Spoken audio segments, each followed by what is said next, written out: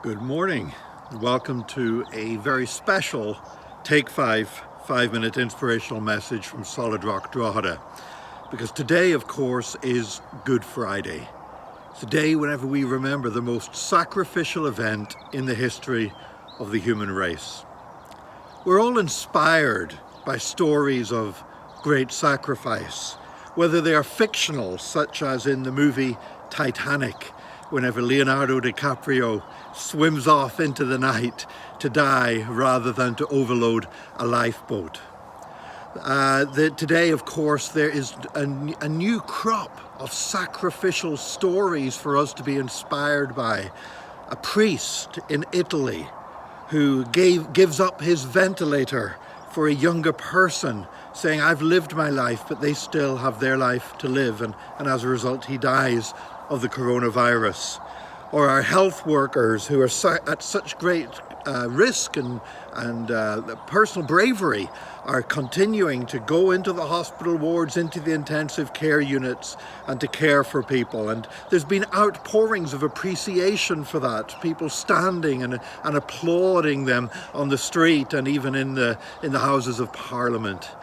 And, thank God that most of us, we don't have an opportunity for such a great sacrificial act, but thank God we still do have ways we can help. And I'm so inspired by seeing people making face masks. I think of our own David Matthews making face masks on his 3D printer. I think of people using all their different skills in so many different ways. And so many of you that are watching this are essential workers, and you go out there. I think of shop workers working sometimes for a minimum wage in a supermarket in order that we can have food on the table, and sometimes even putting up with abuse from customers because things are difficult at this time. So lots of people make lots of sacrifices, but the ultimate sacrifice of all time was the sacrifice that Jesus made on the cross, when he took the punishment for our sin upon his shoulders. In 2 Corinthians chapter 5, verses 17 to 21, it speaks about us being new creations. And then it says, God made him who knew no sin to become a sin offering for us, so that in him we might become the righteousness of God. The thought of having to pay the price for my sins, never mind anybody else's, my sins. I know how my actions in my life over the years, even sometimes before I came to know Jesus, and even since, sometimes I've hurt people in ways I never intended. And the idea of having to pay for my sins alone just seems more than I could ever imagine. And the Son of God went on that cross, and he carried not just my sin, but he carried your sin, and he carried the sin of every single person that had ever lived. Those who would receive him and believe on his name, but also those who wouldn't. He took the sins of the world upon his shoulders. Just think of the agonies of hell multiplied over billions of times.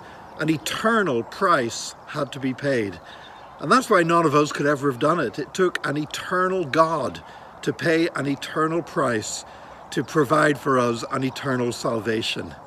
And so this Good Friday, Good Friday is not a day to be gloomy. Yeah, sometimes it's become a gloomy day. Let's get all depressed and cry because Jesus died on the cross.